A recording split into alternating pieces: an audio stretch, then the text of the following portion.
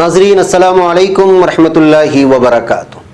सीधी बात के ताज़ा प्राइम टाइम में आप लोगों का इस्तकबाल है। नाज़रीन, मैं अंसार अजीज़ नदवी आज के मॉर्निंग प्राइम टाइम में आज दो वीडियोस के बारे में बात करूंगा। एक वीडियो जो बहुत पुरानी वायरल हुई थी और ख़बरें भी आई थी, लेकिन उसको कई लोगों ने भेज करके पूछा है कि इसकी हकीकत क्या है, बताएं।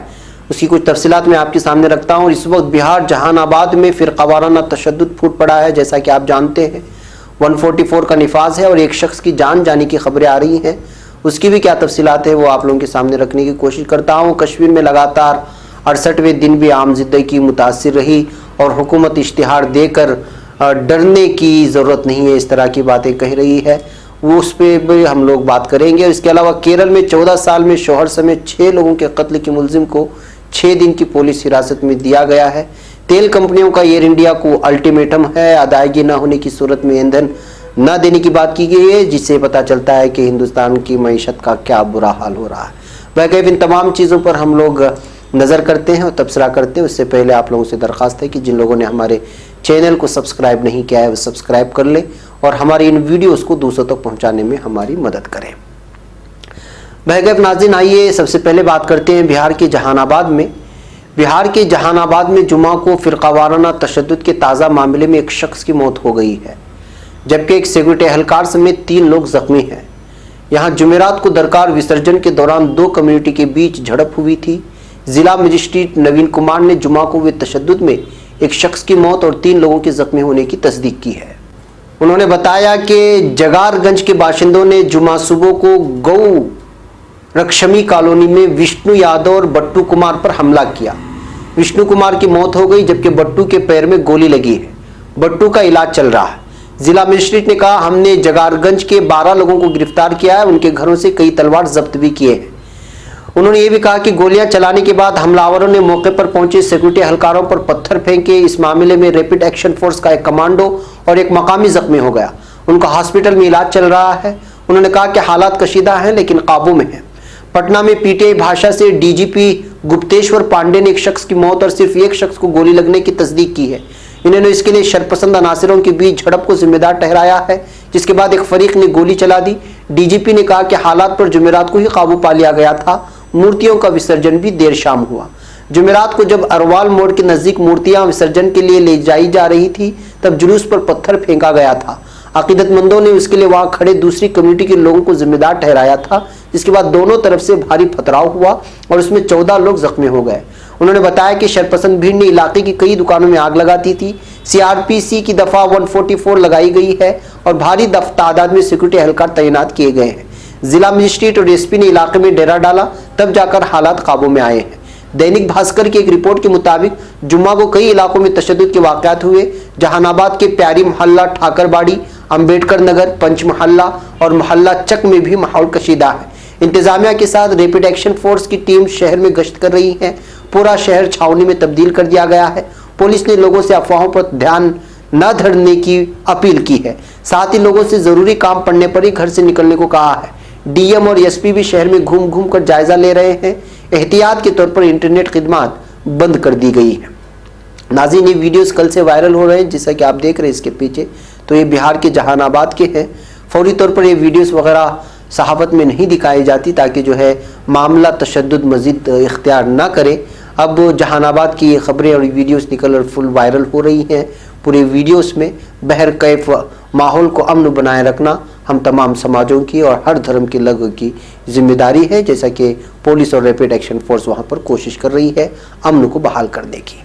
नाज़रीन, अब हम बात करते हैं एक ऐसी वीडियो की जो वीडियो पुरानी है लेकिन उसको इस वक्त फॉरवर्ड किया जा रहा है मुख्तलिफ चीज़ें उसको पेश करते हुए। दरअसल ये वीडियो कुछ लोगों ने मुझे व्हाट्सएप में शेयर करके पूछा है कि इसकी हकीकत क्या है और कहाँ का है वगैरह वगैरह। क्योंकि ये वीडियो तो असल में है 26 सितंबर की, यानी गुज़िश्ता माह 26 सितंबर की, और इसको बहुत सारे मीडिया ने भी पेश नहीं किया, लेकिन ये सोशल मीडिया पे वायरल हुई। उसमें एक नौजवान है जो चिल्ला रहा है और बाज़ लोग इसको सोशल मीडिया में ये कहते हुए पेश किया है कि एक नौजवान की गाड़ी का चालान 35,000 काटने की वजह से नौजवान गुस्से में आ गया और वो अपने 3 बच्चों और बीवी को गाड़ी से बाहर निकाला और फिर अपने हाथ में 2 तमंचे ले लिए, एक बीवी के हाथ में थमाया, एक अपने हाथ में, और फिर गाड़ी को आग लगा दी। और फिर ये पूरा तमाशा खड़ा हो गया। मथुरा की कहानी बताए रहे हैं। ये वाक़या पेश आया था 26 सितंबर को। पहले इस वीडियो को सुने, फिर इसकी तहकीकात क्या है जिसको इंडिया टुडे ने उसी वक्त पेश किया था, वो आप लोगों के सामने रखता हूँ।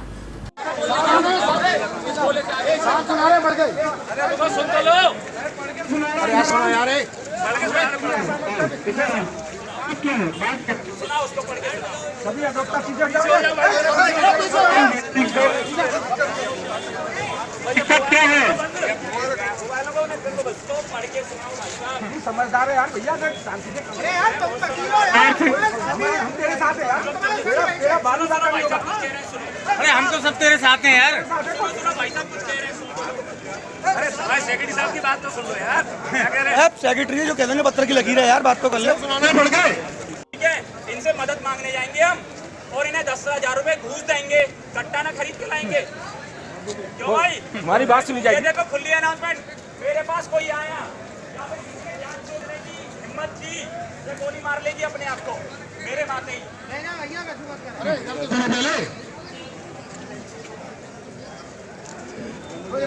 हाँ भैया मैं पढ़ लो। वकील साहब मैं पढ़ रहा हूँ। हेलो हेलो, फाइल में क्या है? इसमें भी यही है। इसमें सब तुम्हारे कारनामे हैं। भैया रे तू शांति से देख, सुन और सुन। नाम क्या नाम? तू अपना शांति से कोई दिक्कत नहीं है तुझे। अरे सेक्रेटरी साहब जो कह रहे हैं मानते नहीं। भाई साहब पहले मेरी बात सुन लेना, पूरी पीछे हाँ अरे वैसे ही बोलते हैं। हेलो अरे वकील साहब सुनो। अरे वकील साहब, अरे भैया रे भैया सुन। मैं पढ़ के सुना रहा हूँ। तो आपने लिखा है, माननीय शिवम चौधरी पुत्र श्री विक्रम सिंह निवासी। गलत है ना ये गलत लिखा हुआ है। बिल्कुल सही लिखा है। लाओ लाओ, यहाँ रख के चले जाओ। यार तुम यार इतने समझदार हो यार। पीछे पीछे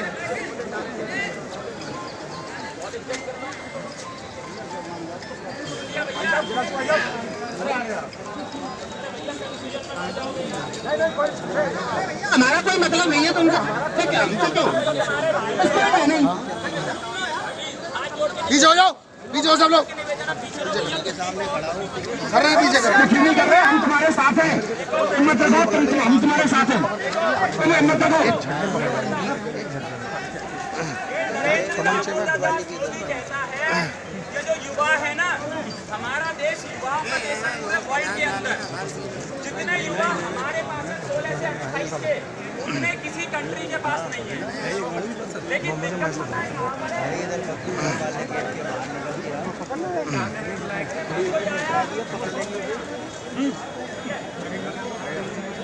अब ये क्या कहता है कि युवा नींद है, और युवा अगर काम करने जाए रोजगार तो साले मादर को युवा को रोकते हैं।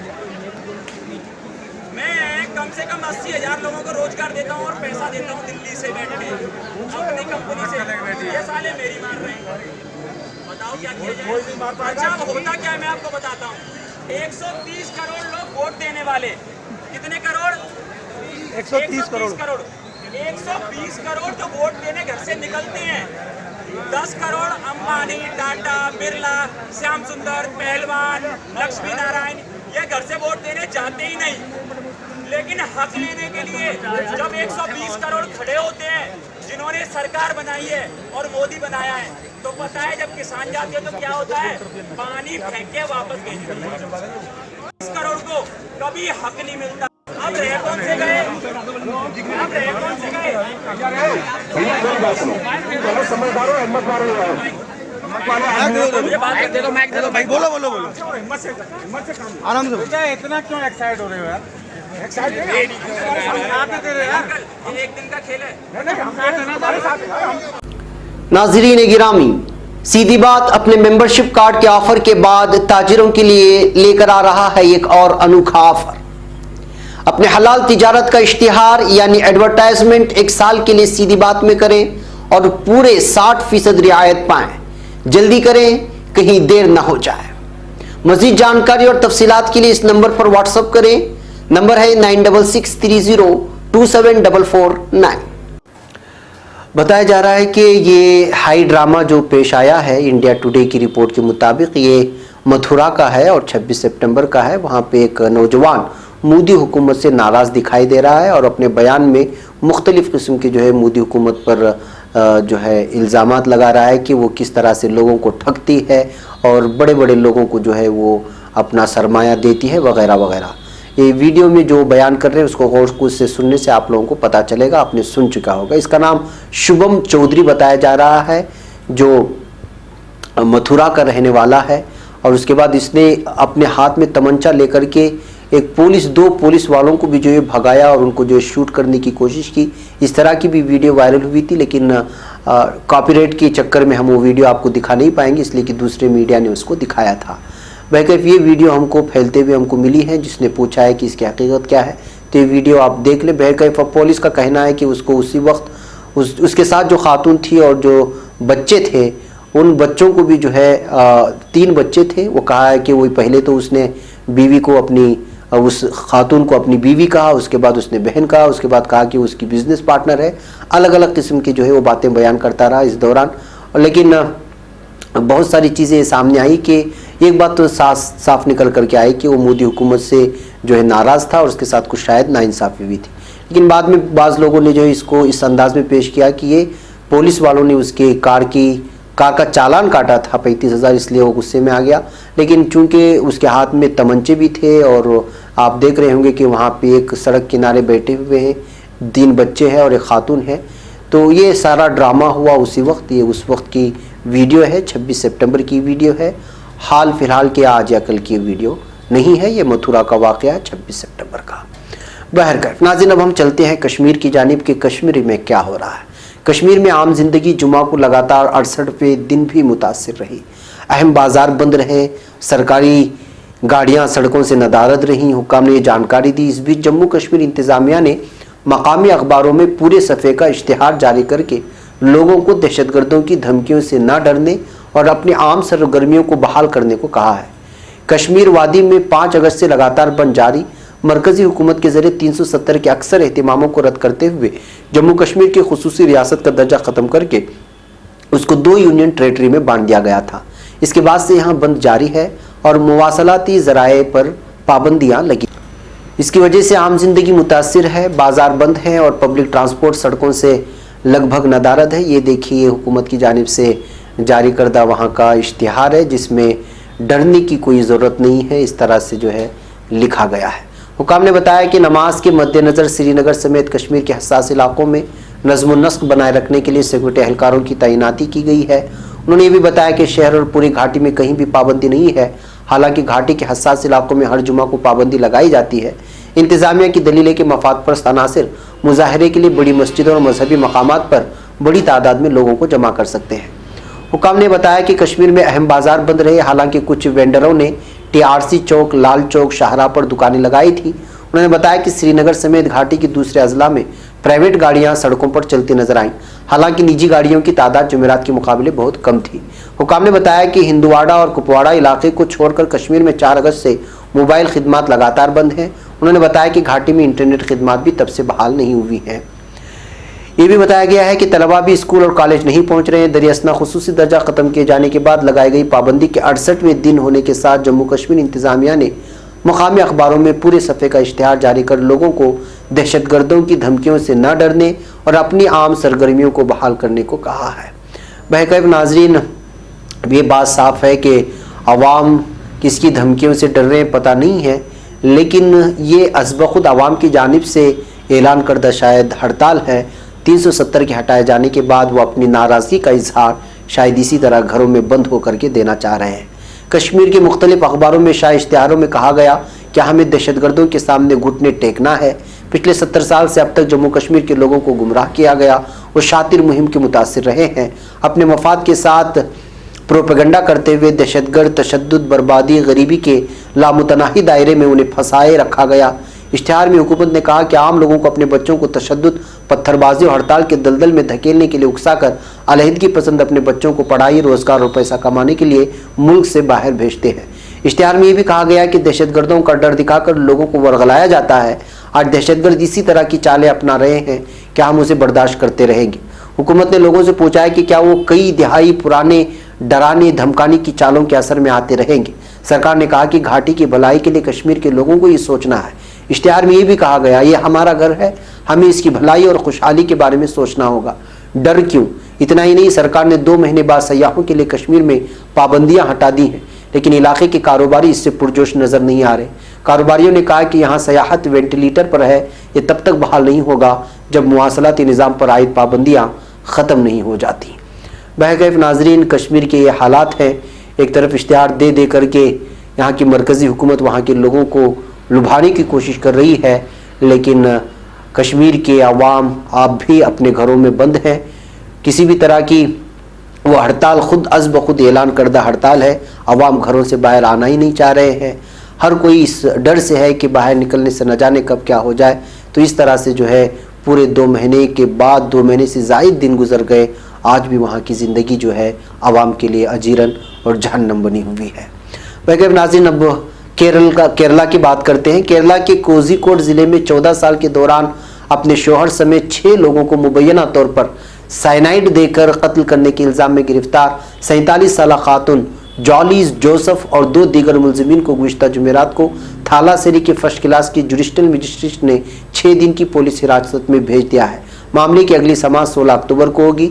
जाली जोसेफ को अपने शोहर को मुबैना तौर पर साइनाइड मिलाकर खाना देकर कत्ल करने के इल्ज़ाम में गिरफ्तार किया गया। इनके खिलाफ 2002 से 2016 के बीच अपने ससुर सास समेत 5 दीगर लोगों को मुबैना तौर पर साइनाइड देकर कत्ल करने का इल्ज़ाम लगा है और इसके बारे में जांच चल रही है। पुलिस ने गुज़िश्ता 5 अक्टूबर को इस मामले में जाली और 2 दीगर लोगों को गिरफ्तार किया है। गिरफ्तार किए गए 2 दीगर मुलजिमीन एम.एस. मैथ्यू और प्राजू कुमार परजाली को साइनाइड मुहैया कराने का इल्ज़ाम लगाया गया है।